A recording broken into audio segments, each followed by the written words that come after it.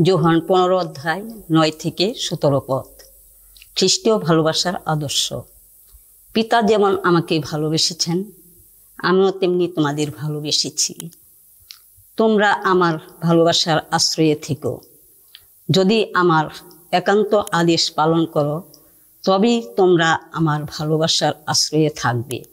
আমিও যেমন আমার পিতার সমস্ত আদেশ পালন করেছি, আর আমি তার ভালোবাসার আশ্রয়ে।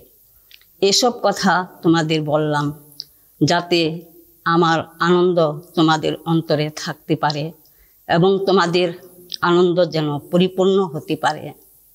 আমার আদেশ হলো এই, আমি যেমন তোমাদের ভালোবেসেছি, তোমরাও তেমনি পরস্পরকে ভালোবাসবে। বন্ধুদের জন্যে প্রাণ দেওয়ার চেয়ে বড় ভালোবাসা মানুষের আর কিছুই নেই। তোমরা আমার বন্ধু।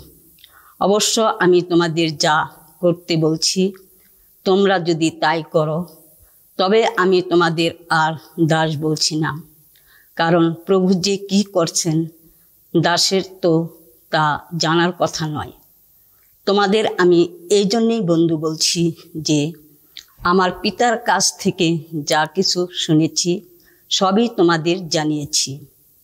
তোমরা আমাকে মনোনীত করনি, আমি তোমাদের মনোনীত করেছি আর নিযুক্ত করেছি। আমি চেয়েছি তোমরা কাজে এগিয়ে যাও, তোমরা সফল হও, স্থায়ী হোক তোমাদের কাজের ফল। তাহলে পিতার কাছে আমার নামে তোমরা যা কিছু চাইবে, তিনি তাই তোমাদের দেবেন। তোমাদের আমি এই আদেশ দিচ্ছি, তোমরা পরস্পরকে ভালোবাসবে।